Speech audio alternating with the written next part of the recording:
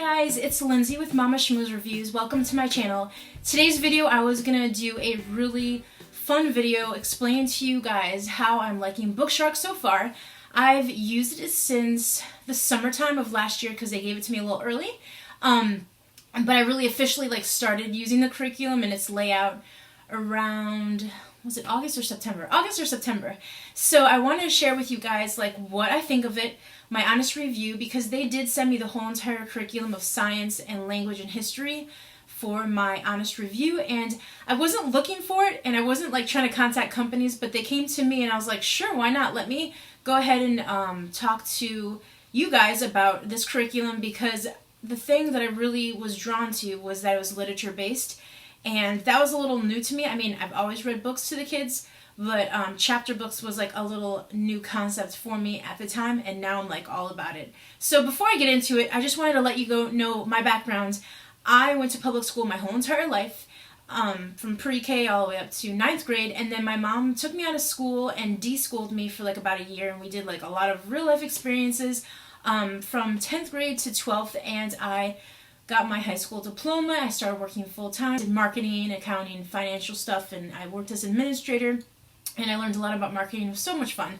I love working. So that's what I did. And my husband, he did public school his whole entire life. And then I also did a humanitarian school when I went overseas to Cyprus, and I went to Israel and France. That was another thing that I did after I was working for a little bit. I went overseas and then I came back here and continued to work. So that's my little story. This is something that I wanted to share with you, just so you know my background. If you want to know about my homeschool experience as a high schooler, de-schooling and doing it with my single mom, let me know, because it was a really cool story, and I tried to do a video about it before, and then I didn't post it, and then I might do it again. So give me a thumbs up, or comment below that you want to hear my homeschool experience as a high schooler. So, and it was in the 90s, the late 90s. So let me know if this is something that you would want to see. So let me go on to talk to you about the Bookshark curriculum and let you know what I like about it and what we've really gotten out of it, because I feel these videos are so important as homeschool moms to be watching, to see how it works out for a family. And a lot of families are different, so don't compare yourself to anyone out there. If they go with a curriculum and you feel in your heart that it's not for you, then don't go with it. If everyone's going for Bookshark or The Good and the Beautiful or Sunlight or Timberdoodle, but it's not something that you think it will work for your style, listen to your heart, because you're the mom, you're the teacher, you're going to be using this curriculum the whole entire year. You could change it out, but I mean, you're investing your money in it. So this is what I want to share with you guys. So if you are interested in using Bookshark, you can use it. But if you don't want to, it's cool. You can go ahead and check out other curriculums, or you could use a lot of the books that maybe you saw on my video or my unboxing in your curriculum next year. So this is what I want to talk to you about. I started off in August or September officially using Bookshark. I did a lot of read out louds in the summer just to see if my daughter would really be interested in chapter books, and I started out with My Father's Dragon, and it was awesome. She wanted me to read the whole book the first day, so I definitely knew it was the right choice for us, and I'm really thankful to Bookshark that they approached me to use their curriculum for my review, and it helped me save a lot of money. That was not my intention, though. My intention was just to do a lot of videos on homeschooling, but they wanted me to use it for the kindergarten program, so that's what I did, and I used the scheduling for the first 2 months or so. I did use another curriculum for preschool for my daughter called Hearts of Dakota, and I have a whole playlist of those videos down below, and I'll put all the playlist of my Bookshark journey. So I have Heart of Dakota for preschool and Bookshark for kindergarten. And if you want to look at those curriculums, you can look at them. I'll put them down below. So we used, like I said, in the summer, just very light read out louds. She loved it. Then I started off in August and September using the schedule and the way they set it out, because when I start curriculums, I've noticed that I like to see how they do it first. And then I branch out into my own, because I don't know if it's called a rebel or anything, but I don't like to go by the guidelines of curriculum. I'm not a mom where I want to buy a curriculum and open up a book and just do it exactly the way they want, because I kind of like to go out of the box now, because now since I have 2 years of homeschool, behind me, I know what works best for my teaching style and then what works best for my kids. And I'm learning now what's working for my sons. So it brings it all, when you have a couple kids or 5 kids or 10 kids, it changes a lot when it comes to homeschooling, because one kid could be learning one way and then the other kid could be learning another way. So I'm learning that as I'm going, because I have a little kid going into preschool, and then my daughter is going to 1st grade, and she learns differently than my son, and then there's some things that are the same. So that's another thing to think about when you have curriculum. So I did it with a scheduled way for a couple months, like I said, and I enjoyed it, and I have my planner, and I have a bunch of videos on that down below, and it was really great. I got to pick out what I want to do that week, and I checked it off, and I just kind of did the check-off method, and I tried to follow it as much as possible. But me, as a teacher, I like to kind of go out of the box and do different things. The read out louds that we did was My Father's Dragon. We also did Ramona, Beezus and Ramona, which we really, really loved. Now, she is a little bratty, but it was a really fun story to read. My daughter loved it. We did A Grain of Rice. I have to remember all these. The Grain of Rice was really, really cute. We liked that, and it was good because you could talk about different cultures, and you could do geography with that. We read 100 Dresses, like the first few chapters, but my daughter was too young probably at the time when we started reading it, and she was really, really mad that they made fun of the girl, and she didn't understand what was happening in the story. So I'm going to read that to her probably this summer. So maybe she would understand a little bit more and not get so upset. She was getting so upset. So I put that aside. Another book, Winnie the Pooh. I love Winnie the Pooh, like TV series and when I was a kid and movies. But when I read that book, I don't know what it was. I'm just being honest. I know a lot of people like it, but I didn't understand it when I was reading it. Like, I got it, but I don't know. To me, it wasn't interesting. When I was reading it aloud to my kids, I felt like they didn't understand what was going on. It was like the way the author writes the books, I just didn't enjoy, honestly. But I'm willing to probably read one more book of theirs. See, maybe if I could read one that's like maybe a lower level, I guess. Maybe more for like her age. But this one was like a chapter book. I don't know. What do you guys think? Do you guys like Winnie the Pooh? It was, I don't know which book it was. It was the first one, I'm assuming, with Christopher Robin. But yeah, we love the movies, but the book was like, I don't know. We kind of just read like halfway through it and then we stopped. So that's another thing. If you guys are reading a chapter book and you don't like it and everybody else in the world loves it and you don't like it, then don't read it. Little House in the Big Woods is one that we were introduced to with Bookshark. Oh my gosh, we loved it, and we read The Little House on the Prairie, and then I got sick, and then we did audio, which is awesome, while we're eating lunch, and then when I felt better, I started reading it again, because I do love reading that book. It was a longer book. It's so great. There's so many things that you could do with those books, and teach them about science, and like maple syrup, and horses, and Indians, and the fires, and the fiddle that he played, and the music. I mean, you could use this book, and you could learn about so many different subjects. And that's what I kind of did. Like, I pulled out everything that we were interested in that they were doing. We pulled from it, kind of like the Five in a Row. And we just pulled from it just naturally. And whatever we wanted to learn about that day, we learned about. And then if we didn't want to learn anything about that chapter, we just read it. So Little House in the Big Woods was awesome. Right now I'm just talking to you about like the reading books that we got from them. We also love My Father's Dragon that we read in the summer, so I got the other 2 books. Elmer and the Dragon we're reading now. We're almost done.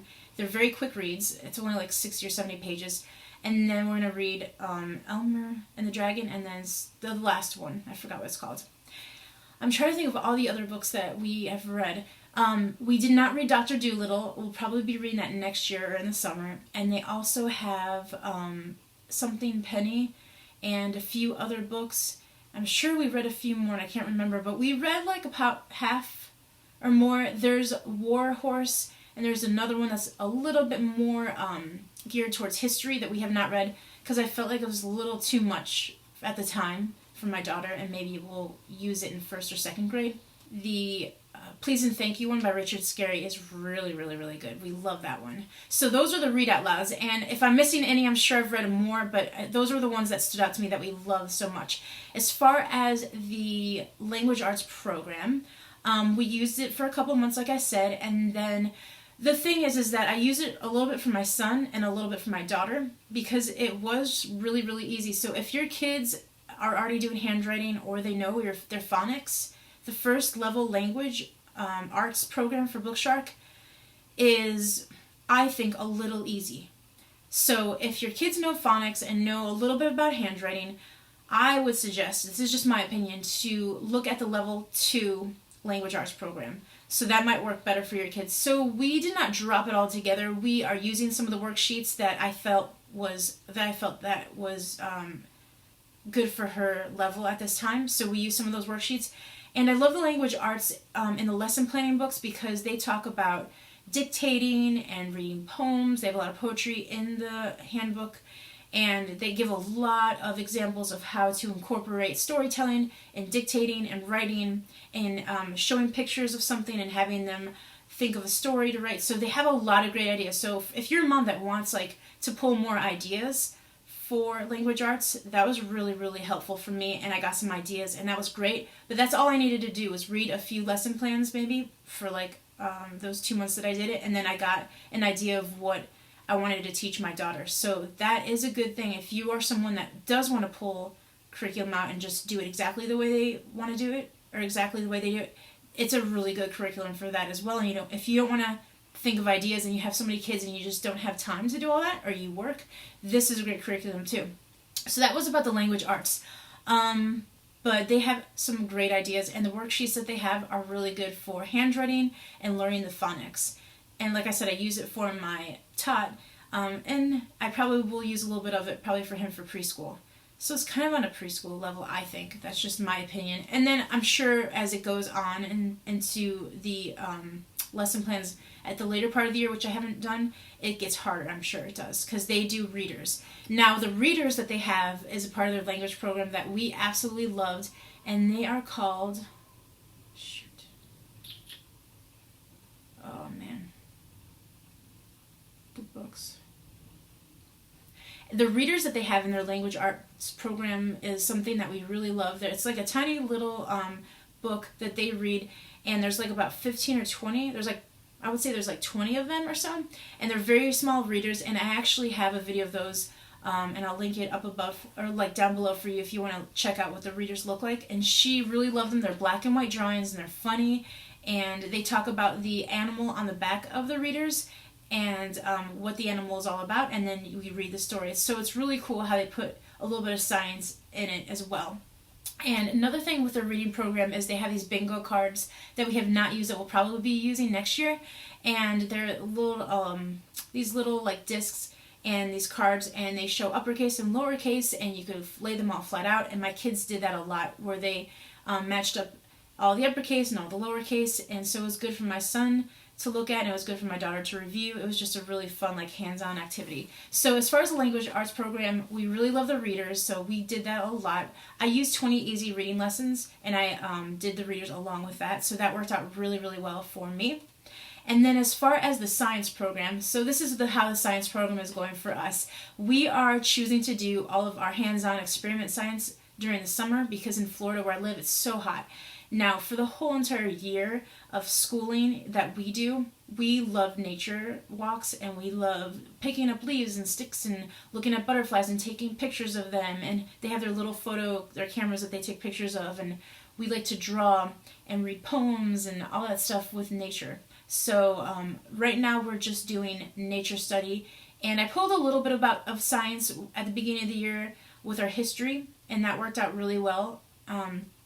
But that is what we're doing. We're going to be using those science experiments more for the summer. And if you guys want to hear a review of their science, I'll do more of a review just on their science for you guys and let you know how it works out. They have 2 DVDs, and then they have Usborne books that we actually have used the Usborne books of weather and of flowers. So they're little tiny books, and those books we've read. So any read out loud books for the kids, I have read to them for science, but we haven't done the actual worksheets that they give to us. And if we do the worksheets, we do it more of Charlotte Mason style or Ward Off style, I guess. We do more of coloring and painting like things like plants and animals than we would doing like the actual worksheets itself.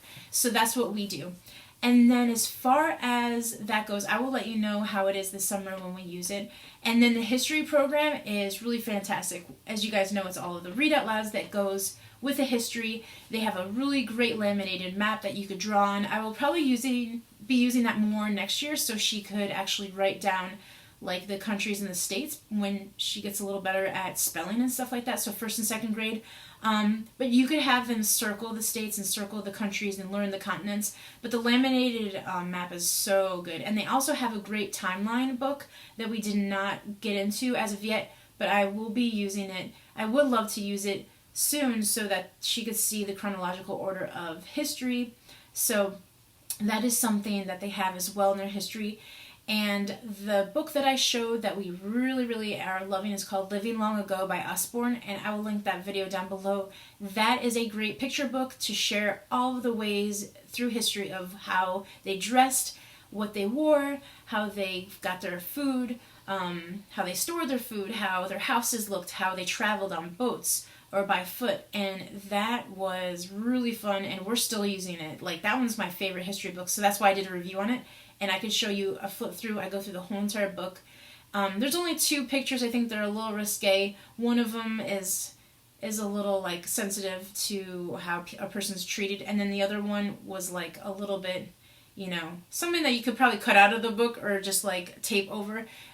Someone showing a little too much skin for like kindergarten level or any level at all. But we love that book. That book is so good. It's so good. They also have the rainforest, like a tropical rainforest book of Usborne, showing like the climates and the animals. It's called The Wild Place, I think.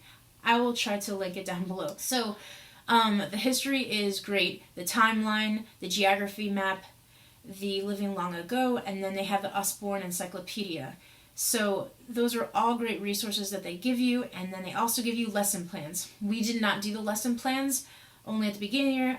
We kind of basically, whatever we're interested in at that time, we were going through ancient civilization, and then we did the Middle Ages and Renaissance time, and then we kind of stopped there. And I thought that was like just enough to touch on the subjects for a kindergartner, because I have a toddler that's tagging along with us. So there's only so much history you can explain to a small child, and I didn't want to get so in-depth with it, but maybe for first and second grade we'll get into it a little bit more. But the picture books are probably the best way to engage a younger child. So Bookshark did a really good job with their selections of books that they chose. And that is pretty much it. The language arts program, the science and history, and then all of the read out loud books that I got from them. I'm trying to think of anything else that we really enjoyed. Their lesson planning is top-notch, open and go, and it's so easy to organize, and that's what I use at the beginning. And I have a video of all that and how I did it. And they have an alphabet book that I use for my son. So there's a few things that you could use for your younger kids if you're doing it together as a family. But like, I did history with my younger kids, so we did the core subjects together that we did with the family, and then the read out louds, my son's with us, so he's sitting there reading it with us a lot. We tend to do our read out louds during lunchtime while we're eating. I either read it or I have it on audio, but most of the time I read it.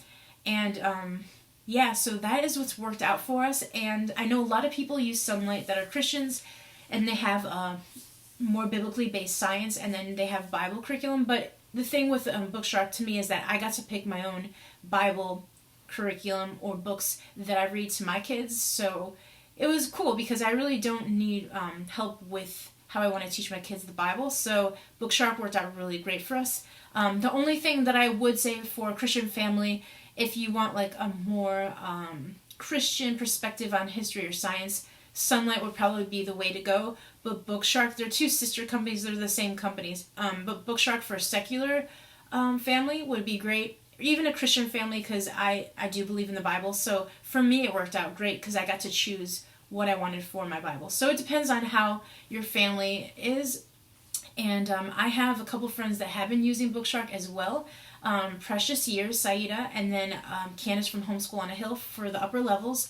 And then also Tanya used it. She used it a couple of years ago from Project Happy Home, and then Michelle from A Common Life used it for first level. If you want to see the first level, I will. All of my friends' names are on the side of my channel, so if you want to look at their videos about Bookshark, you can see. And then I think Megan from Snips and Sales, she was using their science curriculum. I know there's a lot more people using Bookshark, so I'll try to just link. All their channels are on the side of my channel, and you'll see Meet My Homeschool Mama friends, and you'll see all their videos, or all their channels to link to. So that is it, guys. I really was impressed by Bookshark, and as a second curriculum pick for my second year of homeschool, I really enjoyed it, honestly. Like I said, the only cons about it was language arts was a little younger, and I felt like their history was a little older for the level of kindergarten. But that all depends on your kid's development and the stage that they're in. So I probably would have gone with level 1 for her language arts program. And history, I just take it a little lighter than what they choose to do. So, but yeah, that is my honest opinion about it. I think it is a great curriculum. I would go with them next year. I don't know what's going on as far as what I'm going to be choosing to do, whether it be The Good and the Beautiful, or stick with Bookshark, or just create my own curriculum. I am going to try to incorporate more of like a biblically based like feasts and festivals, because I have a Jewish background as well, that we've incorporated this year, but I never shared it on YouTube, but maybe I'll share it with you guys if you want to, with like doing Passover and Rosh Hashanah, Yom Kippur, Sukkot, all of those festivals like a Jewish family would do, but in a Messianic perspective, I guess, a Christian perspective. So if you guys want to see how I do that, it's going to be very light, sprinkled throughout the year. That's how I think I'm going to go about it. Let me know if you guys want to see that. And as far as my curriculum picks, I don't know what I'm going to do, but I'm going to definitely use Bookshark throughout the summer, and anything that we have not used, like the timeline, and some of the read out loud books that were maybe too advanced for her this year, we're definitely going to read next year, because they are really good books. All of their books that they choose are awesome, and the only book that I didn't really love was the Winnie the Pooh, so that's like not a big deal. So that is it. Let me know if you have any questions. Give me any comments down below. Any specific questions to what I felt, or any things that you're like wondering about, and I'll answer them for you guys, because I know that these videos are something that a lot of homeschool moms like to watch to get really deep into the curriculum to see exactly what it's about. So let me know if you're secular or Christian, or if you're eclectic or Charlotte Mason. Let me know if you have any questions, if you're looking into this for next year. Any questions you have, and I'll try to do my best to answer them as well as I can. Thank you guys so much for tuning into Mama Schmooze Reviews. If you want to see more videos like these, hit the subscribe button, give me a thumbs up, and I'll see you guys soon. Bye.